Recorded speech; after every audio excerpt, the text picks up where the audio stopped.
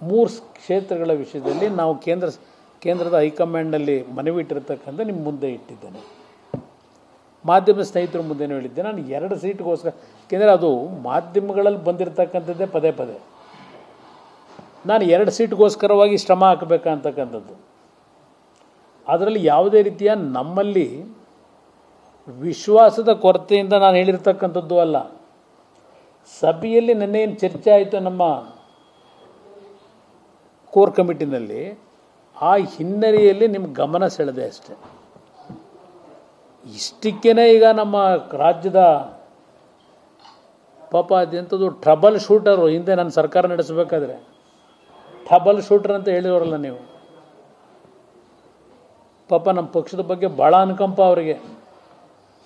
ಭಾಳ ತ್ಯಾಗ ಮಾಡಿ ಕುಮಾರಣ್ಣನ ಅಧಿಕಾರ ಉಳಿಸೋಕ್ಕೆ ಪ್ರಯತ್ನ ಪಟ್ಟರೆಲ್ಲ ಇವರು.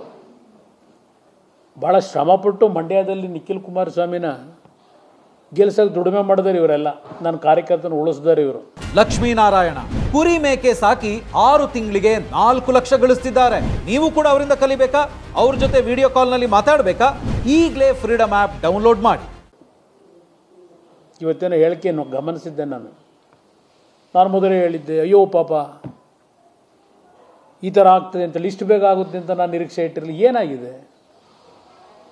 ಶಿವಕುಮಾರ್ ಅವ್ರನ್ನ ಕೇಳಲಿಕ್ಕೆ ಬಯಸ್ತೀನಿ. ಇವತ್ತು ನನ್ನ ಪಕ್ಷದ ಪರಿಸ್ಥಿತಿ ಬೆಂಗಳೂರು ಗ್ರಾಮಾಂತರ ಜಿಲ್ಲೆಯಲ್ಲಿ ಪಾರ್ಲಿಮೆಂಟ್ ಕ್ಷೇತ್ರದಲ್ಲಿ ಈ ಹೊಂದಾಣಿಕೆ ನಾನು ಮಾಡ್ತಕ್ಕಂಥದ್ದಕ್ಕೆ ತೀರ್ಮಾನ ಮಾಡಲಿಕ್ಕೆ ಮೂಲ ಕಾರಣ ನೀವು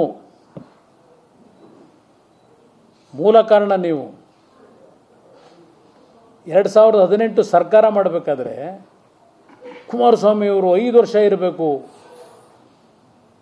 5 ವರ್ಷ ಬೆಂಬಲ ಅಂತ ಹೇಳಿ ನಾವು ಕೊಟ್ಟಿದ್ವು. ಪದೇ ಪದೇ ನಾನು ಪಟ್ಟು ಶ್ರಮ ಇದೆಯಲ್ಲ ಅವತ್ತು ಸರ್ಕಾರ ನಡೆಸಬೇಕಾದ್ರೆ ಯಾರ್ಯಾರಾದರೂ ದುರುಪಯೋಗ ಬಳಸ್ಕೊಂಡಿದ್ದೀರಿ. ಉಪಯೋಗ ಅಲ್ಲ, ದುರ್ಬಳಕೆ ಮಾಡ್ಕೊಂಡಿದ್ದೀರಿ ನೀವು.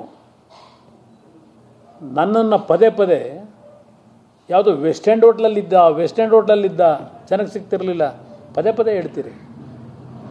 ನಾನು ವೆಸ್ಟ್ ಎಂಡ್ ಹೋಟ್ಲಲ್ಲಿ ಜನಗಳು ಸಿಗದೇ ಇದ್ದಿದ್ದರೆ ಸಂಪರ್ಕದಲ್ಲಿ 109 ಕೋಟಿ 14 ತಿಂಗಳಲ್ಲಿ ನಾಡಿನ ಆರೋಗ್ಯದ ಒಂದು ಸಮಸ್ಯೆಗೆ ಒಳಗಾದಂಥ ಬಡ ಕುಟುಂಬಗಳಿಗೆ ಪರಿಹಾರ ಕೊಡಲಿಕ್ಕೆ ಸಾಧ್ಯ ಇತ್ತ? ನಾನು ಪದೇ ಪದೇ ನನ್ನ ಮೇಲೆ ಕ್ಯಾರೆಕ್ಟರ್ ಅಸೋಸಿಯೇಷನ್ ಮಾಡ್ಕೊಂಬಂದಿದ್ದೀರಿ.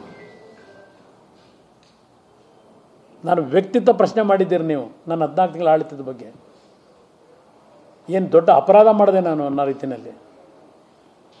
ಯೋಗ್ಯತೆಗೆ ಸರ್ಕಾರ ಹೋದ ಮೇಲೆ ಸರ್ಕಾರಿ ಬಂಗಲೆ ತೆರವುಗೊಳಿಸಲಿಲ್ಲ ನೀವು. ಆ ರೀತಿ ನನ್ನ ನಡೆಸ್ಕೊಂಡ್ರಿ.